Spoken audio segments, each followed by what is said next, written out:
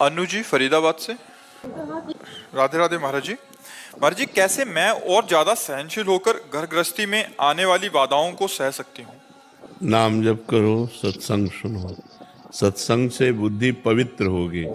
विवेक के द्वारा हम हर विपत्ति से बच सकते हैं। विपत्ति रहेगी पर विवेक हमारे अंदर जागृत हो गया है तो हमें बचा लेगा। हमारा अगर अंदर का चिंतन ठीक है तो हर विपत्ति हम सह सकते हैं। तो हमारे द्वारा किए हुए कर्म को हम भोग रहे हैं ना, हम ही ने तो किया है, तो किसी दूसरे ने थोड़ी किया है। तो हमने किया है, हम उसको भोग रहे हैं, तो आनंद पूर्वक भोग रहे हैं। और नाम जब चल रहा है तो हृदय आनंदित है। हृदय में आनंद है तो बाहरी कष्ट हमको परास्त नहीं कर पा रहा। ऐसे ही हमारे गृहस्थी में क्रम चलता रहता है, कभी सुख कभी दुख, कभी समस्याएं कभी समाधान, ऐसे बार बार चलता रहता है। ऐसा नहीं कि दुख ही दुख चलता रहता हो या सुख ही सुख चलता रहता हो। तो अगर हमारा विवेक जागृत है और हम नाम जप परायण हैं तो हम दुख के समय बच जाएंगे कि हमारे द्वारा किए हुए कर्म का ही परिणाम आया है। अब उसको सुलझ करके भोग लेते हैं और कोई ऐसी विपत्ति नहीं जिसका निदान ना हो। और हमको उसको अपने मन में राजी होना पड़ेगा। अगर हम मन में नकारात्मक सोच को ही बढ़ाते चले जाएं तो अच्छी परिस्थिति में भी हम दुखी रहेंगे। अगर हमारी सकारात्मक सोच बन जाए तो बिगड़ी हुई परिस्थिति में भी हम आनंदित रहेंगे, खुशी रहेंगे। तो हर वस्तु, हर व्यक्ति, हर संबंध खुशी के लिए ही तो किए जाते हैं। हम कोई वस्तु एकत्रित करते हैं, कोई संबंध करते हैं या कोई भी व्यवहार करते हैं तो अपनी खुशी के लिए तो करते हैं। तो खुशी व्यक्ति वस्तु स्थान में नहीं है, खुशी हमारी सोच में है। एक छोटा सा बच्चा मिट्टी का खिलौना पाके खुश हो जाता है, उसकी सोच है ना उतनी। वो आपको मिले तो आप खुश नहीं होंगे क्योंकि आपकी सोच और कुछ है ना। तो अगर हमारी सोच परमानंद भगवान में है तो कौन सी परिस्थिति हमें दुख दे सकती है? परिस्थिति आती जाती है। भगवान नित्य सच्चिदानंद में, जिन्होंने एक सेकंड में अनंत ब्रह्मांडों को रच दिया, वो मेरे मालिक हैं। तो मेरी परिस्थिति का समाधान वो क्यों नहीं कर सकते हैं? तो हम खुश रहेंगे, हम आनंदित रहेंगे। तो हम हर समस्या का समाधान तभी पा सकते हैं जब हमारा चित्त भगवान से जुड़े। अगर भगवान से नहीं जुड़ेगा तो फिर तो हम आप सबसे प्रार्थना करते हैं कि हमारे जीवन में संघर्ष और समस्याएं बनी रहेंगी। बड़े बड़े महात्माओं के, यहाँ तक कि युधिष्ठिर आदि धर्मात्माओं के, यहाँ तक कि भगवान स्वयं श्री राम के। आप देखा जब मनुष्य रूप में अवतरित हुए तो सरकार को कितना कष्ट सहना पड़ा, हर समस्याएं आई। सीता जी का हरण हुआ, दशरथ जी का मरण हुआ, क्या क्या हुआ। तो जीना पड़ेगा, हमको जीना पड़ेगा, इसी जगत में रहना पड़ेगा। लेकिन हमको वो कला सीखनी है जिससे हम दुख को भी सुख में परिणित कर सके। वो है भगवान का भरोसा, भगवान का आश्रय। अगर भगवान का आश्रय, भगवान का भरोसा है, बिल्कुल सब ठीक हो जाएगा। हमारी विश्वास मान लो, हम अपने विश्वास से कहते हैं कि हमारी हालत ये थी, हम तुमसे सच्ची कहते हैं कि हम पड़े हैं, पानी रखा है, हम उठा के नहीं पी सकते। आज आप देखते हो सैकड़ों साधक हैं। तो ये कौन है? भगवान ही तो है ना। भगवान आकर इतने रूपों में, अपने बाप को कोई दुलार नहीं करता लेकिन ये हमारा दुलार करते हैं। तो हमें लगता है ये मेरे ही ऊपर नहीं, यदि आप भगवान के आश्रित हो जाओ तो भगवान आपके भी हैं। लेकिन भगवान के बिना समस्या का समाधान नहीं है, ये हम आपसे जरूर कहते हैं। भगवान के बिना समस्या का समाधान नहीं है। हर समस्या का समाधान श्री भगवान है। वो अपने आप न जाने कहाँ से कैसे कैसे सब व्यवस्था कर देते हैं। इसलिए हम सबसे कहते हैं कि अपनी समस्या का समाधान केवल भगवान से होगा, किसी इंसान से नहीं होगा। अगर इंसान कोई करेगा तो हमारे बाधा ही पहुंचाएगा, वो स्वार्थ बुद्धि प्रकट कर देगा। लेकिन वो भगवान करेगा, वो निस्वार्थ करता है, वो निस्वार्थ करता है। इसलिए हमें लगता है हमारी समस्याओं का समाधान विवेक और भजन है। अगर हम भजन करें और विवेक से चलें तो संसार पर विजय प्राप्त कर सकते हैं। मेरे को जानना था, गृहस्थ आश्रम में हमें जैसे किसी दिन नेल्स कट नहीं करना, कभी बाल कट नहीं करना। एक दिन आपने सत्संग में वर्णन किया था कि बुधवार और शुक्रवार के दिन ही आपको करना, तो ये क्या पाप में है या फिर? देखो, एक हमारे धार्मिक अनुशासन है। जैसे गुरुवार को हम बाल नहीं कटा सकते, साबुन से वस्त्र नहीं धो सकते, नाखून नहीं कटा सकते, सेव नहीं बना सकते। ये हमारी एक धार्मिक परंपरा है। हमको उसका निर्वाह करना चाहिए। अब जैसे आप करो तो आपकी बुद्धि भ्रष्ट हो जाएगी। जो धार्मिक हमारी परंपराएं हैं, अब जैसे प्रातः काल जग करके भगवान सूर्य का अभिनंदन वंदन करना, अर्घ आदि देना, माता पिता के चरण छूना, अब ये सब बंद हो गया। अब देखो बंद हो तो बुद्धि भ्रष्ट नहीं हो रही है।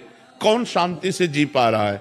माता पिता बेचारे बड़े बूढ़े, उनको कोई अनाथालय भेज रहा है, कोई धक्का मार के घर से बाहर कर रहा है, और वो जवान होकर के और इतनी समस्याओं में फंसते चले जा रहे हैं कि फिर परिणाम पत्नी कहीं और भाग रही, पुत्र कहीं और जा रहा है।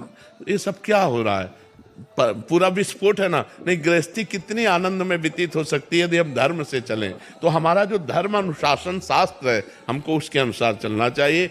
जब हम बृहस्पतिवार को या जिन दिनों को निषेध किया गया है उस दिन वो कार्य करते हैं तो हमारे पुण्य क्षय होते हैं, और पुण्य नाश होगा तो पाप बढ़ेगा, पाप बढ़ेगा तो दुख बढ़ेगा, समस्याएं बनेगी, चिंता बनेगी, दिमाग फंसता चला जा रहा है, हर समस्या में फंसता चला। क्यों? क्योंकि एक सिस्टम धर्म का जो है उसका आप उल्लंघन कर रहे हैं। ऐसा नहीं है। जैसे भगवान शिव की उपासना में फर्क पड़ जाएगा यदि सोमवार को आप क्षौर कर्म करते हैं, मंगल हमारे प्रतिकूल हो जाएगा यदि हम करेंगे, बुध हमारे अनुकूल हो जाएगा यदि हम करेंगे, शुक्र हमारे अनुकूल हो जाएगा। तो विचारवान विद्वानों ने, ब्रह्म ऋषियों ने निकाला कि बुधवार और शुक्रवार को हम क्षौर कर्म करें, केवल बुधवार शुक्रवार, हफ्ते में 2 बार कर ले तो काफी बना रहेगा, जरूरी नहीं है कि अच्छा। और फिर एक उसमें निष्कर्ष निकला कि अगर गुरुवार को केवल छोड़ देते हो और दिनों करते हो तो उतनी हानि नहीं है। 2 दिन तो हमारे हैं ही, बुधवार शुक्रवार, और जो जैसे सोमवार है, रविवार है, मंगलवार है और शनिवार है, अगर हम इनमें करते हैं तो उतना हानि नहीं होती जितनी गुरुवार को। तो केवल गुरुवार को छोड़ दो, और अन्य दिनों में वैसे चाहो तो बुधवार शुक्रवार को ही केवल करो। यदि आपको नहीं पट पाता है तो केवल गुरुवार को छोड़ दो, तो उसमें आपका विशेष हानि नहीं होगी। गुरुवार को करने से फिर विशेष हानि हो जाएगी। केदार सिंह जी दिल्ली से। राधे राधे। राधे राधे महाराज जी।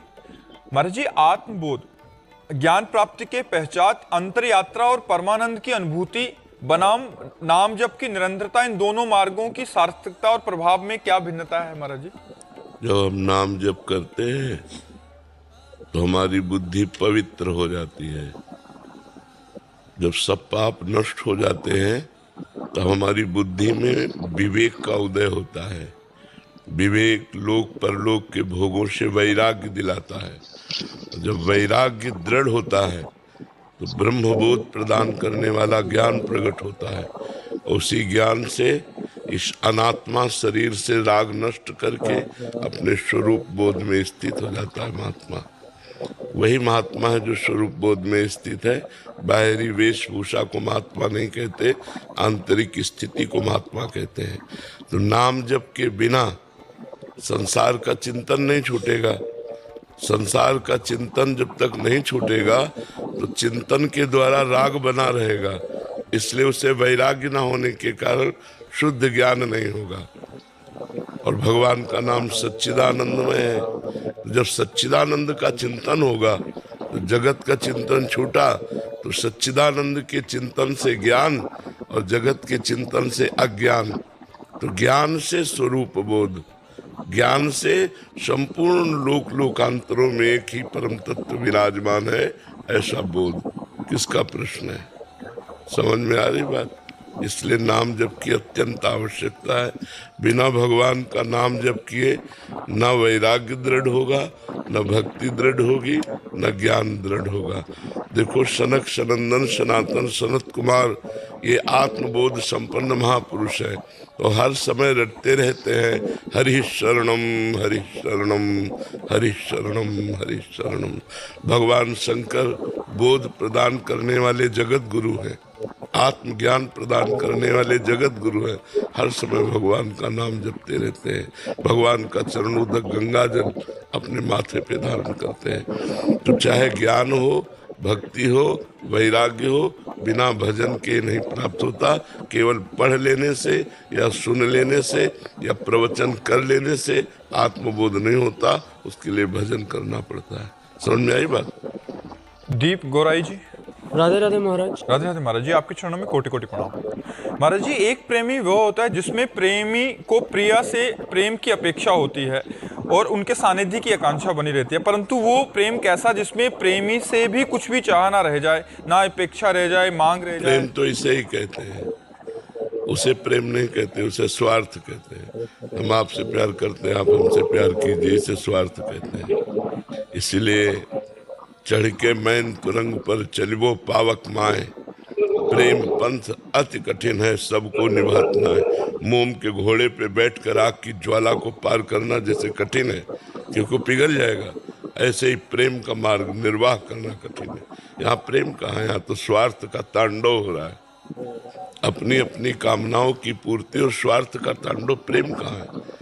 प्रेम तो देखो ना, राष्ट्र प्रेमियों ने वंदे मातरम बोलकर फांसी का फंदा डाल लिया। प्रेम की परिभाषा अगर देखनी है तो देखो, धर्म प्रेमियों को दीवार पे चुनवा दिया गया, गर्दन उतार दी गई, पश्चाताप नहीं किया कि अन्य धर्म को स्वीकार कर ले। राष्ट्र के विरोधियों के सामने गर्दन नहीं झुकाई, कटवा ली। लौकिक प्रेम की बात कह रहा हूँ, भगवान का प्रेम तो विशुद्ध प्रेम है, सच्चिदानंद है। यहाँ प्रेम की परिभाषा कौन जानता है? प्रेम की परिभाषा का मतलब यही है, मैं आपको चाहूँ, आप मुझे चाहो, मैं आपकी कामनाएं पूर्ण करूँ, आप मेरी कामनाएं पूर्ण करो। अगर कामना पूर्ण करने में बाधा हुई तो खत्म प्रेम। ये प्रेम है, ये शुद्ध काम है, स्वार्थ है, अज्ञान है।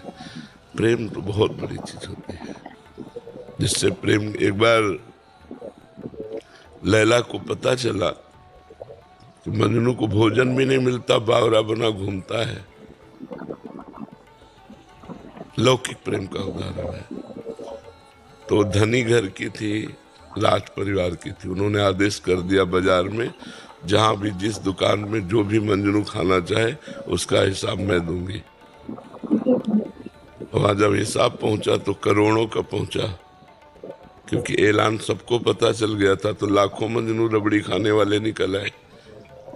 तो उनका एक मंजनू इतना हिसाब, तो उनका पता नहीं कितने मंजनू है, तो वो सब मंजनू कह करके लेते हैं। तो लैला ने कहा, मैं असली मंजनू की पहचान जानती हूँ, कल कह दो लैला मिलना चाहती है। तो हजारों मंजनुओं की भीड़ लग गई, पर्दे में रहते थे। उन्होंने एक चाकू रखी और कटोरा रखा, बोले मैं मंजनू के दिल का खून चाहती हूँ। सब पीछे हटने लगे। जो रबड़ी खाने वाले मंजनू थे, जो असली मंजनू थे, जब उसे पता चला मुस्कुराया और चाकू उठाई, जब मारने को कहा तो बस बोले मंजनू ये है, ये रबड़ी खाने वाले मंजनू लेकिन कटोरा भर खून देने वाले ये तो असली मंजनू होता है, जो प्यार में अपने दिल को, अपनी जान को कुछ नहीं समझता, उसे प्रेमी कहते हैं। देखो ना, आज भी कहीं न कहीं हमारे सैनिकों के हृदय में राष्ट्र प्रेम है।